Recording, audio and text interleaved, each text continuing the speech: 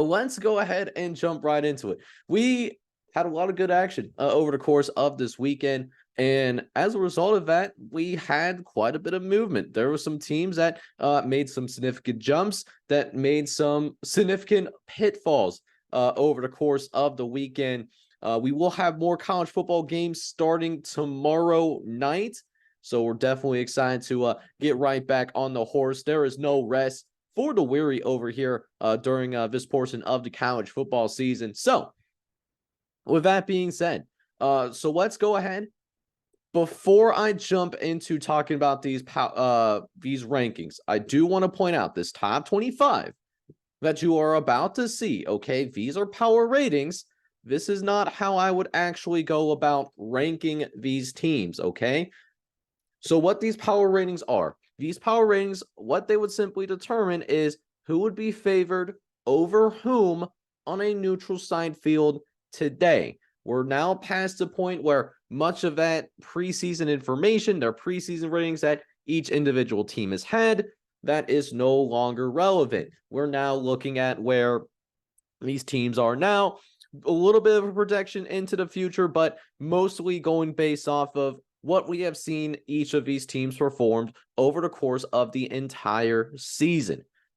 So we got that disclaimer out of the way. We're going to be like Drake. Drake did just drop a new album. We're going to start from the bottom. We're going to go from 25 to 21 first. I'm going to show that here shortly, and then we are going to work our way up.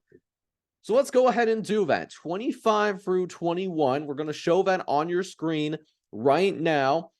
There was only one new team that entered the top 25. Kentucky, they are out. I'm going to let you guys know right now, you will not see Kentucky in this top 25. We'll talk more about them in a little bit. But some notable things about this top 25. Wisconsin does get back into the top 25. They're back in at number 24 in our most recent iteration of the power ratings. And here's the thing with this Wisconsin team. You know, I've been forgotten about because of their loss to Washington State, but Washington State is a solid team. They're ranked in the top 25 still in the AP poll in spite of their loss to UCLA, who should have been ranked in the top 25 in their own right, but that's besides the point. Wisconsin really does have an opportunity to take control of the Big Ten West this upcoming weekend. They take on Iowa. Whoever wins that game is going to have the driver's seat in terms of going to Indianapolis to take on the champion of the Big Ten East. So that's certainly a game that might be a little bit under the radar, but does have Big Ten West implications. 23, I got Kansas State. Kansas State did move down 8 spots. Tough performance against Oklahoma State. They did not look good in that game. I'm still a little bit higher on Kansas State than maybe some teams are. I just think in that Kansas State game against Oklahoma State, that might have been their worst performance of the season. I still think that they could certainly be a thorn in another team's side, maybe of the Texas and an Oklahoma, if they don't bring their A game. But Kansas State did not look good. They have a lot to prove, and they don't have any margin of error at this point of the season now that they do have a Big 12 conference loss. They need to win out if they want to have any chance to go to the Big 12 championship. So we'll see what Kansas State, how do they respond moving forward. 22, I got the Miami Hurricanes. Miami. I haven't been alive in this world for very long, and a bunch of other people have already talked about this. So I'm not going to dive too deep into what happened to the Miami Hurricanes last weekend. I'll just say this and just leave it at that. That was the worst coaching decision that I have ever seen in the 27 plus years that I have been on this earth.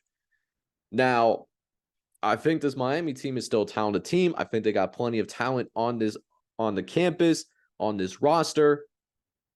But I do question that coaching staff moving forward a little bit. Not saying Cristobal should have been fired, but I question the coaching abilities in terms of if they can get the most out of this roster this season. So they lost to Georgia Tech.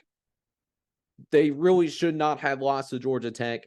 We moved them down 10 spots here to number 22. We still think they're a top 25 team, but we'll see how they handle North Carolina. They take them later this week.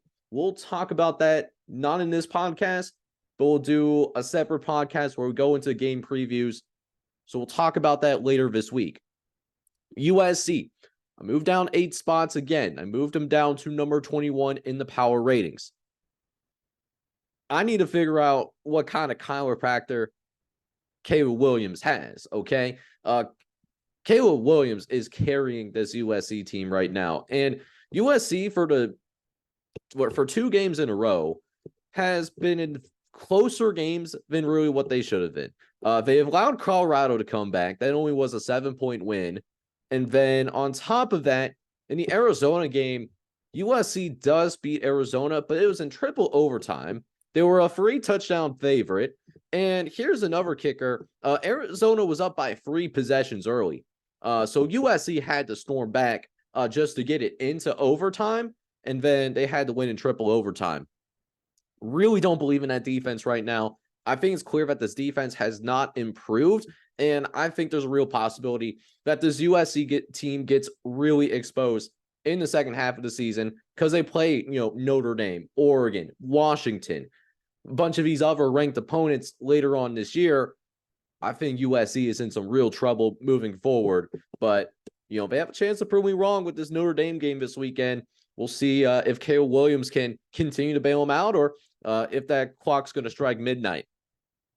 Okay, so we got through 21 through 25 and talked about some of the more notable teams in that list. We now jump into that top 20, 16 through 20 now. Not as much movement. Big thing that I wanted to harp on is UCLA. UCLA back in the AP top 25. We had them ranked this entire time.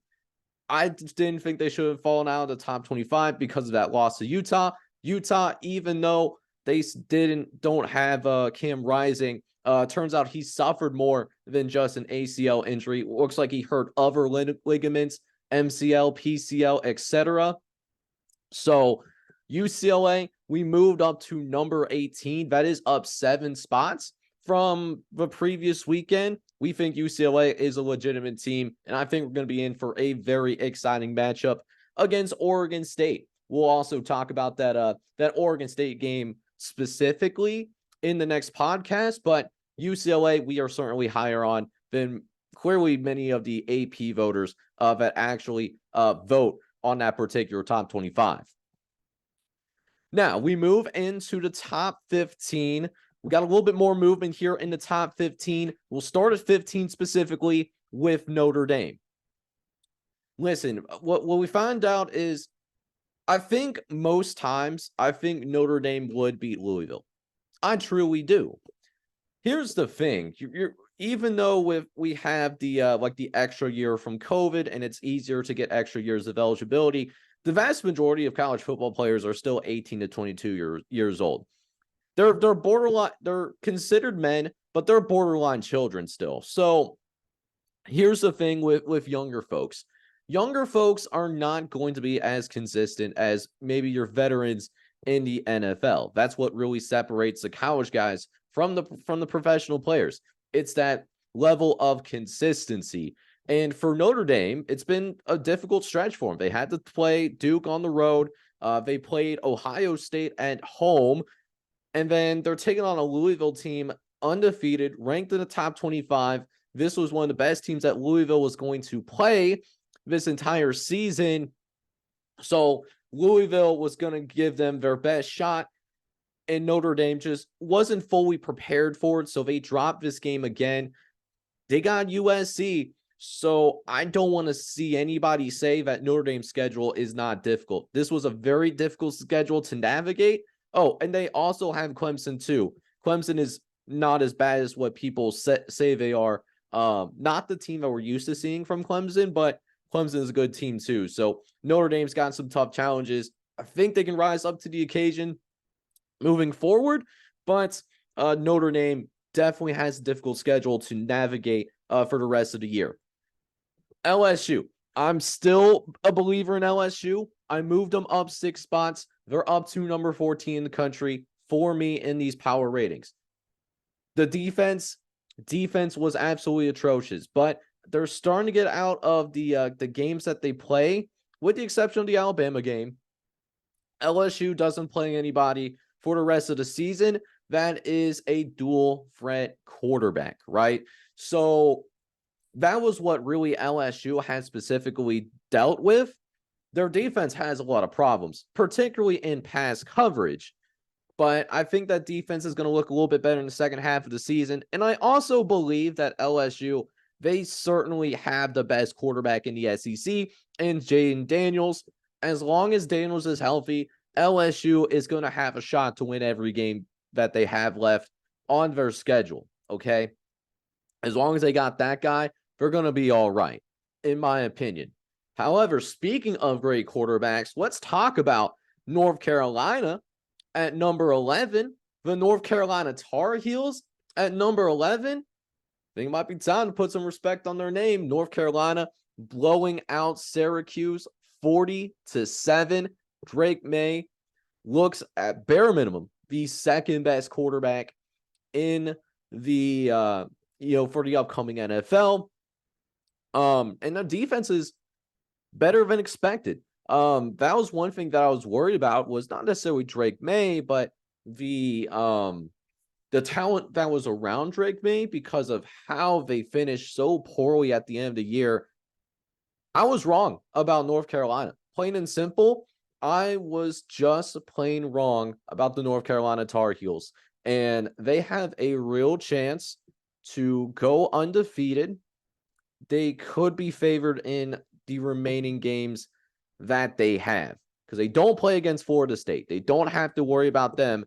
There is a path to see the Tar Heels in the ACC championship this year. That could very well happen. But now we'll go ahead, jump into the top 10 here. This is what the top 10 is currently looking like. The only big change here is I have the Michigan Wolverines. They leapfrog into the top 10. I had it at number 11 last week. They are now up to number 6 in these power ratings. They looked extremely dominant against Minnesota, and you could say Michigan hasn't technically played anybody, but I do think Michigan, they are starting to play at a higher level. I think those games against Penn State and Ohio State are going to be extremely fun to watch. And J.J. McCarthy playing at a higher level too. Definitely far and away from that poor performance that he had early in the season against Bowling Green. And finally, we jump into the top 5, and 1 through 4 complete with the same. I didn't make any adjustments to the top 4. Georgia is the big change here. I had them down at number 16 because I had questions in terms of whether they can play at a national championship level anymore, given how much they lost to the NFL, to the transfer portal over the last couple of seasons. And Georgia just told me to shut up. Georgia, we'll talk about them in a little bit. They looked fantastic against Kentucky. Flashes of that team that won a national championship last year and the previous year.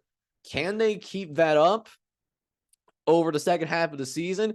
We'll see if that is just something that we should expect to see Georgia moving forward to do, or is this more of a flash in the pan? Because think about it, in their other games, they haven't covered the spread. They haven't been able to really put Auburn or South Carolina away.